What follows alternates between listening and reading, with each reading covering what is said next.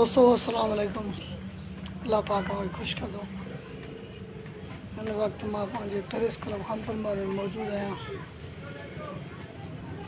जो अॼु ठरी मीरवाह में जो गुज़िरियल ॾींहुं वाक़ियो पेश आयो उन ई खे मद्देनज़र रखंदे वीडियो मां हिकिड़ो ॾिठुमि उनजे वचड़नि जो त ॾाढो दिलि खे तकलीफ़ पहुतो त आख़िर सहाफ़ियुनि खे छो एॾो ज़ुल्म हले थो मुल्क में जो मिसकीन सहाफ़ी पंहिंजी कलम जे ज़ोर ते हर ज़ालिम हर ऑफिसर हर जागीरदार सां मुआदो अटकाइनि था, उन्हनि खे क़तल करे जी स्टेट उन्हनि जी तहफ़ुज़ कराइण ऐं उन्हनि जी केसनि में जेके जवाबदार आहिनि उन्हनि खे गिरफ़्तार न करणु हीअ स्टेट लाइ हिकु वॾो चैलेंज आहे। अॼु खानपुर मार प्रेस क्लब ते मां मौजूदु आहियां। 12 साल जे अरसे खां मां सहाफ़ती सरअंजाम ॾियां थो, पंहिंजे हिसाब सां जेको मूंखां कमु थिए थो कयां थो। एडिशर जे बचड़नि जो मूंखे वीडियो जो नज़र आयो त मूंखे वॾी तकलीफ़ थी त हीअ सहाफ़ियुनि जा जेके हाल आहिनि उन्हनि खे क़तल करे उन्हनि जे बचनि खे यतीम करणु कंहिं लाइ हक़ लिखणु अॼु जे दौर में माना पंहिंजे बचड़नि खे यतीम करणु बराबरि आहे, छो जो हुकूमत असां वटि आहे कोन, हुकूमत जो नालो ई कोन्हे। जंहिं जाइ ते वञ लाक़ानूनियत ज़ुल्म इंतिहा कंहिं बि क़िस्म जो को सुठो ऑफिसर सुठो सरदार सुठो निज़ाम असां वटि मौजूदु न आहे। असांजे वक़्त जे हुकुमराननि खे घुरिजे त हर इंसान खे पंहिंजी अदा तहत आज़ादी जो हक़ आहे, सहाफ़ी हुजे आम शहरी हुजे, हर इंसान खे हर माण्हू खे पंहिंजी जाइ ते इहो हक़ हासिलु आहे पाकिस्तान जे आर्टिकल 19 तहत त हर माण्हू पंहिंजे इज़हार जी आज़ादी तहत पंहिंजा कमु करे सघे थो। पर हाणे आज़ादी तहत स्टेट जा FIRूं ऐं अवामी मसइला अहिड़ा हज़ारे मसइला पैदा थियनि था जेके आहिनि समाज जे सच लिखण ख़ातिर। अॼु मां खानपुर मार प्रेस क्लब ते मौजूदु आहियां। एडिशर जो वीडियो ॾिसी करे मूंखे तकलीफ़ थियो त खानपुर मार हुजे खानगढ़ हुजे घोटकी हुजे पूरे पाकिस्तान में ओवरऑल जेके आम सहाफ़ी आहिनि उन्हनि सां जेको ज़ुल्म थिए पियो उहो स्टेट जे तरफ़ां बि थिए पियो ऐं जागीरदारनि जे तरफ़ां बि थिए पियो ऐं उन्हनि जो क़त्ले आम बि थिए पियो। कुझु साल पहिरियां अजय लालवाणी खे क़तल कयो वियो, उन्ही जा क़ातिल गिरफ़्तार न थिया। उन्ही खां पोइ शहीद नसरुल्लाह गॾाणी खे क़तल कयो वियो, उनजा क़ातिल गिरफ़्तार न थिया। वरी अज़ीज़ मेमण खे क़तल कयो वियो, उनजा क़ातिल गिरफ़्तार न थिया। सखर जे हिकु बेबाक सहाफ़ी जान मोहम्मद मेहर खे सरियाम शहर जे हिकु चौक ते गोलियूं हणी क़तल कयो वियो। उनजे क़ातिलनि लाइ बि पुलिस माना असांजी स्टेट लापरवाही करे उन्हनि जा क़ातिल गिरफ़्तार न पियो करे। शहीद सहाफ़ी नसरुल्लाह गॾाणी जा क़ातिल बेगिरफ़्तार न थिया। कुझु वरी क़ातिलनि खे ऐं सरपरस्तनि खे पुलिस ऐं असांजे इदारनि उन्हनि जा केसनि मां ई नाला ख़ारिज करे छॾिया। आख़िर ही सहाफ़ी कीअं सच लिखंदा, कंहिंसां कीअं ॻाल्हाईंदा, जन खे जेके पाण बि महफ़ूज़ न आहिनि, हीअ इंसान आहिनि। आख़िर उन्हनि उहो बि दुनिया जे मुआशिरे में उथनि था वेहनि था, उन्हनि जूं बि ज़रूरतूं हूंदियूं आहिनि। सहाफ़ियुनि जूं इदारनि जूं पॉलिसियूं सख़्तु आहिनि जेके सहाफ़ियुनि सां हिन वक़्तु हलनि था, जेके इश्तिहारनि जे हवाले सां ॿिनि जे हवाले सां पंहिंजी टाइम वेस्ट करे सहाफ़ी हर माण्हू लाइ पंहिंजो कलमी आवाज़ु असां सुबुह जो सवेर पंहिंजी प्रेस क्लब अची करे वेहंदा आहियूं। हीअ असांजो खानपुर मार प्रेस क्लब आहे जिते रोज़ानो बेस ते असीं अची वेहंदा आहियूं। इहो ॾिसंदा आहियूं त को मज़लूम ईंदो उनजो आवाज़ु भरंदासीं। मज़लूम जेको ईंदो आहे उहो उन जो ज़ालिम कंहिं न कंहिं ज़ालिम सां उनजो टकराव थी करे असां वटि पहुचंदो आहे। असां उनजी ख़बरूं जॾहिं बेकअप करे क़ौम तोड़ी पहुचाईंदा आहियूं त असां उहे ई ज़ालिम असां ते ज़ुल्म करण जो ॾींहुं राति सोचनि था। जीअं गवर्नमेंट थियो, गवर्नमेंट जा इदारा थिया, असांजा तक जा चूंडियल नुमाइंदा थिया, या ॿिनि कंहिं बि जंहिं इलाइक़े में जेके माण्हू रहनि था उन सां अहिड़ियूं हालतुनि सां मद्देनज़र रखंदे पंहिंजो कमु कनि था। सहाफ़ी तबिको हिन वक़्तु पाकिस्तान में मज़लूम थी चुको आहे। जेके पाकिस्तान में सहाफ़त कनि पिया, मुंहिंजे नज़र में बिल्कुलु मज़लूम थी करे कनि था। जेके हक़ सच लिखनि था, जेके असुल त पंहिंजे सहाफ़नि में अहिड़ा सिफ़ूं बि मौजूदु आहिनि जेके माना थोरनि घणनि निशुनि ते हमेशह स्टेट ऐं जागीरदारनि जो पासो वठी करे उन्हनि खे ला तालुक़ कराए सहाफ़नि खे पंहिंजे हिसाब सां कढी छॾनि था। हाणे ॾिसो, एडीशर जे क़त्ल जे हवाले सां मां थोरो अव्हांखे लाइव ॿुधायो आहे त एडीशर असां सां वास्तो तुंहिंजो कोन हुयो, पर असां सोशल मीडिया थ्रू उन जे इंसानियत जे नाते उन जे क़त्ल ते असांखे गहिरो ॾुखु थियो आहे। ऐं असांखे छा, जेके बि सोशल मीडिया ते सहाफ़ी रहनि था, गवर्नमेंट जे इदारनि ते वेठल माण्हू रहनि था, उन्हनि खे लाज़िम तकलीफ़ थियो आहे। छो जो असांजो कलम जो पूरो कंदड़ हिकु सहाफ़ी हुयो, असांखे ज़्यादा उनजी तकलीफ़ थिए महसूसु थिए थी। जीअं असांजो सहाफ़ी नसरुल्लाह गदड़ी हुयो, या जान मोहम्मद मेहर हुयो, अज़ीज़ मेमण हुयो, उन्हनि जा बि ॿचड़ा आहिनि, उन्हनि जा बच्चा यतीम थिया। अगरि गवर्नमेंट उन्हनि खे मुआवज़ो मंज़र आहिनि। पूरे पाकिस्तान जे दोस्तनि खे मां अर्ज़ु रखंदुसि, मौदबाना गुज़ारिश कयां थो, ख़ुदा जे वास्ते ज़ालिम जा साथी न बणिजो। हिन वक़्तु पूरी क़ौम असांजी, जेके बि असांजा माण्हू रहनि था, मज़लूम बणिजी चुका आहिनि। मुल्क पाकिस्तान में, ख़ुदा दादे पाकिस्तान में जेके माण्हू रहनि था उहो पंहिंजे प्याफ ते रहनि था। असांजे स्टेट जा जेके बि माण्हू आहिनि उहो सियासी तरह ते असांजा ऑफिसर हुजनि, उहो सियासी यतीम बणिजी चुका आहिनि।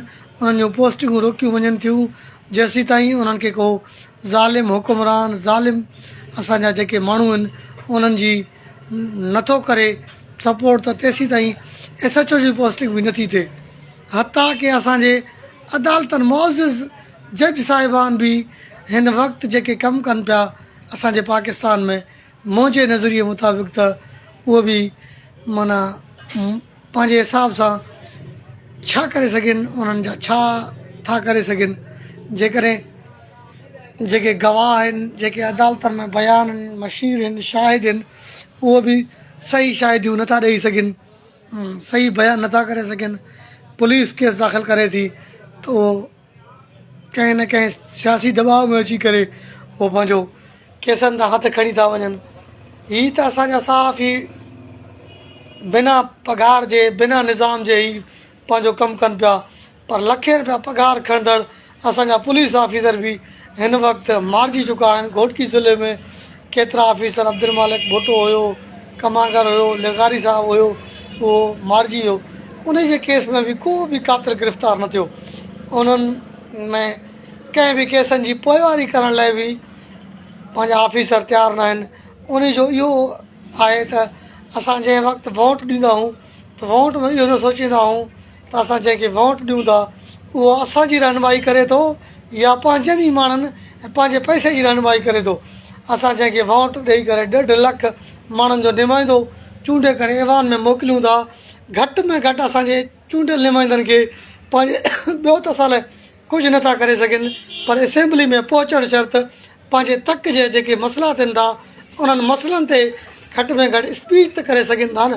हाणे ठरी मीरवा में वाक़ियो पेश आयो आहे, उन लाइ घटि में घटि उतां जे चूंडियल नुमाइंदनि खे इहो त करणु घुरिजे जो स्पीकर या ऐवान में वेही करे उनजी मज़म्मत कनि, उनजे क़ातिलनि ते या उनजे जेके बि माना सरंगा आहिनि उन्हनि खे गिरफ़्तारी करण लाइ ऐवान में वेही स्पीच त करे सघनि था।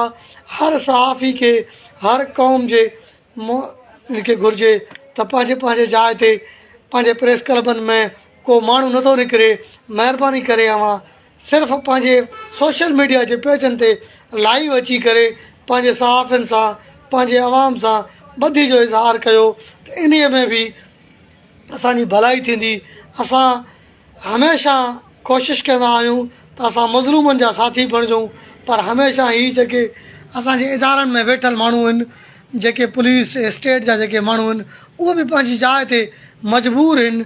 उहे छा करे सघनि, SHO खां वठी SP तोड़ी IG सिंध तोड़ी उन्हनि खे सियासी जेके बि माण्हू आहिनि उन्हनि जे ई पे ऑफ ते उन्हनि जी पोस्टिंगां थियनि थियूं।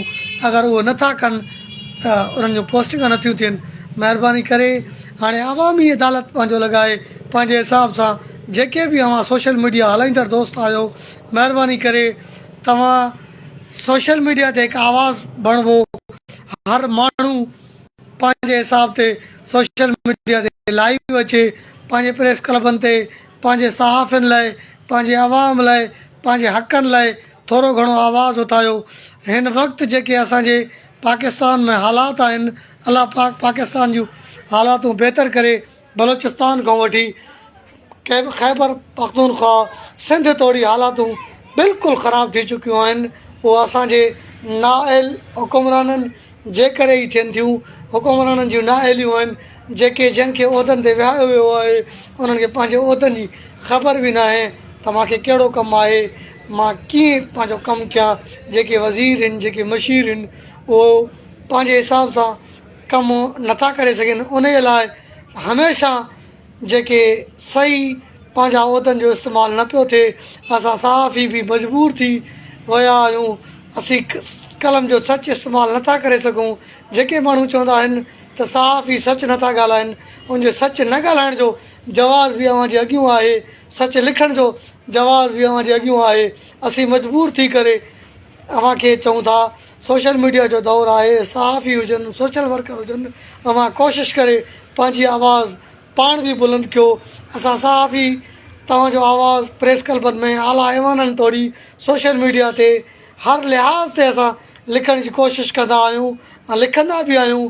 लेकिन असांखे बि हमेशह टार्चर कयो वेंदो आहे, या कंहिं सरदार जे लिहाज़ सां, कंहिं ऑफिसर जे लिहाज़ सां, या पंहिंजे कंहिं चङनि मुड़ुसनि जे लिहाज़ सां, या क़ौम जे लिहाज़ सां असांखे टार्चर कयो वेंदो आहे। असां सहाफ़ी पोइ ख़ामोशी अख़्तियार करे हमेशह ज़हर जो ढुक पी करे असां ख़ामोशी कंदा आहियूं। पोइ हर माण्हू लिखनि जो अगरि असां सचु लिखंदा आहियूं त चवंदा आहिनि सहाफ़ी ब्लैकमेलिंग कनि था, जो अगरि न लिखंदा आहियूं त चवंदा आहिनि सहाफ़ी सही पैसा वठी ठही वियो आहे। हर सहाफ़ी पैसा बि न वठंदो आहे, हर सहाफ़ी सच बि इन लाइ न लिखंदो आहे। उनजा हर कंहिंजा पंहिंजा पंहिंजा मजबूरियूं हूंदियूं आहिनि, पंहिंजा पंहिंजा निज़ाम हूंदा आहिनि। उन खे हर शहर में, पंहिंजे शहर में उहो सहाफ़ी सोचे थो त मां कहिड़े हिसाब सां सचु लिखां थो, कहिड़े हिसाब सां ॻाल्हायां थो। उन लाइ असां छा करे सघूं था। महिरबानी करे अव्हां दोस्तनि खे गुज़ारिश आहे त सोशल मीडिया जे जेके बि दोस्त आहियो, महिरबानी करे अव्हां असांजे वीडियोनि खे शेयर कयो ऐं असांजे आवाज़ खे तव्हां अॻियां वधायो। इनशा अल्लाह अज़ीम जेसीं ताईं असांखे तव्हां सपोर्ट कंदो तेसीं ताईं असां तव्हांजो बि सपोर्ट कंदासीं, पंहिंजो बि सपोर्ट कंदासीं, इदारनि जो बि सपोर्ट कंदासीं, फ़ौज जो बि सपोर्ट कंदासीं, हुकुमराननि जो बि सपोर्ट कंदासीं। जेके असांजा जाइज़ हुकुमरान आहिनि उन्हनि जो बि असां सपोर्ट करण लाइ तयारु आहियूं। जेके बि असांजा चूंडियल नुमाइंदा आहिनि उहे असांजी सपोर्ट कनि था, असांजे अवाम जो सपोर्ट कनि था। असां उन्हनि जी हर जाइ ते सहाफ़त जे मैदान में उन्हनि जो सपोर्ट कयो आहे, उन्हनि जे ख़बरुनि जो सपोर्ट कयो आहे, मीडिया में सपोर्ट कयो आहे। उन्हनि जे हर शइ खे असां एप्रिशिएट कयो आहे। उन्हनि जे ज़ुल्म खे जॾहिं असां लिखण जी कोशिशि कंदा आहियूं, उन्हनि जे नाजाइज़नि खे असां लिखण जी कोशिशि कंदा आहियूं त असांखे टार्चर करे, असांखे क़तल करे, असांखे जेलनि में मोकिले, असांखे माना हर जाइ हर लिहाज़ सां असांखे टार्चर कयो वेंदो आहे। असांजी क़ौम खे टार्चर कयो वेंदो आहे। असां हिकु मुअद्दबाना गुज़ारिश कयूं था असां पंहिंजे इदारनि खे, असां पंहिंजे जजनि खे, असां पंहिंजे आला अदालतनि खे त हमेशह कंहिं बि क़तल ते नो कम्प्रोमाइज़ थियो। महिरबानी करियो, इंसानियत जो क़तल, हिकु इंसान जो क़तल पूरे इंसानियत जो क़तल आहे। अव्हां सोचो, असां तव्हांखे रोई करे इल्तिजा कयूं था त असांजे सहाफ़ियुनि जे मामिलो हुजे, पब्लिक जो मामिलो हुजे, कंहिं क़तल जो मामिलो हुजे, कंहिं बि ज़ालिम खे, कंहिं बि क़ातिल खे अव्हां माफ़ु न कयो। जेके बि हुजनि, राति असांजे खानपुर मार जे इलाइक़े में हिकु नौजवान खे फोरू क़तल करे विया आहिनि। उन लाइ असांजी पुलिस, असांजा इदारा ऐं महीनों अॻु में उनखे धक हयां अथनि उहो बाद में मारिजी वियो लाड़कण जे अस्पताल में। उन जा कातिल आई तोड़ी गिरफ़्तार न थिया आहिनि। पुलिस उन जे कातिलनि खे गिरफ़्तार नथी करे। असांजे खानपुर महर में जेके बि ॾोयारी हुजनि चई बि क़ौम जा हुजनि महिरबानी करे उन्हनि जे कातिलनि खे गिरफ़्तार कयो वञे। केर बि हुजे असां कंहिं बि कातिल जो कंहिं मुजरिम जो कंहिं ज़ालिम जो कंहिं मुंशियात फिरोज़ जो कंहिं जुआरी जो कतन असां सपोर्ट नथा करे सघूं। जॾहिं असांजा स्टेट जा माण्हू असांजा इदारा जुआरियुनि खे फ़ाहिश जे अॾनि खे असांजे लिखण बावजूद बि उन्हनि खे खोलण जी इजाज़त ॾियनि था त पोइ को सहाफ़ी उन्हनि खां मंत्री वठी सघे थो, उहो बि मजबूरी तहत वठी सघे थो। महिरबानी करे एडी शर हुजे नसरुल्ला गॾड़ी हुजे को बि माण्हू हुजे पुलिस ऑफिसर हुजे इंसानियत जे क़तल खे नो कम्प्रोमाइज़ कयो। महिरबानी करे मुंहिंजे हिन वीडियो खे शेयर कयो। इंशाअल्लाह हर सहाफ़ी खे हर सोशल वर्कर खे मां ख़ुदि उन्हनि ते रहम ऐं करम ऐं सचाई सच लिखण जी तौफ़ीक़ अता फरमा। या अल्लाह असांजे जेके बि मुल्क में माण्हू मज़लूम थी चुका आहिनि जेके क़तल थी विया आहिनि उन्हनि जी मग़फ़िरत फरमा। जेके बि माण्हू असांजे मुल्क में रहनि था या अल्लाह उन्हनि जी हिफ़ाज़त फरमा। असां सहाफ़ियुनि जी हिफ़ाज़त फरमा, असां कलमकारनि जी हिफ़ाज़त फरमा, असांजे मुल्क जे हर बुराई खां बचाए। मुंहिंजा अल्लाह तूं असांजे जजनि ऐं असांजे अदालतनि असांजे फ़ौज असांजे मुल्क जी हिफ़ाज़त फरमा। जेके असांजे मुल्क में हिन वक़्तु दुश्वारियूं पैदा थियनि थियूं बलोचिस्तान में हुजनि ख़ैबर पख्तूनख्वा में हुजनि जिते बि असां सां ज़ुल्म ऐं ज़्यादतियूं थियनि थियूं दहशतगर्दियूं थियनि थियूं उन्हनि लाइ असां तोखे ॿाहूं ॿधी इल्तिजा कयूं था। मुंहिंजा मौला तूं असांजे मुस्लमाननि ते असां ते रहम फरमाए। असां गुनाहगार आहियूं। अल्लाहुम्म सल्ली अला मुहम्मद व अला आले मुहम्मद कमा सल्लैता अला इब्राहीम व अला आले इब्राहीम इन्नका हमीदुम मजीद। मुंहिंजा मौला अरबी मुहम्मद रसूलुल्लाह सल्लल्लाहु अलैहि वसल्लम जे सदके पंजतन पाक जे सदके मुंहिंजा मौला असां ते रहम फरमाए। असां सहाफ़ियुनि ते असांजे अवाम ते आला अदालतनि में जेके बि माण्हू वेठल आहिनि पंहिंजे कलम खे पंहिंजे इंसाफ़ खे 5 रुपयनि लाइ न विकिणो। रोज़ी जो ज़ामिन मुंहिंजो रब आहे। इंशाअल्लाह अज़ीम रब तव्हांजो इज़त रखंदो, अव्हांजे बचड़नि जो इज़त रखंदो जेसीं ताईं अव्हां ॿिनि जे बचड़नि जी हिफ़ाज़त कंदो। अलाह अव्हांजे बचड़नि जो बि हिफ़ाज़त कंदो, अव्हांजो बि हिफ़ाज़त कंदो। हक़ जी राह खे न छॾियो।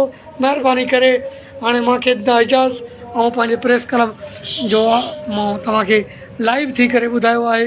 हाणे जुमे जो ॾींहुं आहे, नमाज़ पढ़ंदासीं, अव्हां लाइ बि दुआ घुरंदासीं, असां पंहिंजे क़ौम लाइ बि दुआ घुरंदासीं। महिरबानी करे हिन वीडियो खे हमेशह जीअं दोस्त साथ ॾेई करे शेयर कयो था हिन खे वधि खां वधि शेयर कयो। महिरबानी मूंखे दुआनि में यादि कंदा।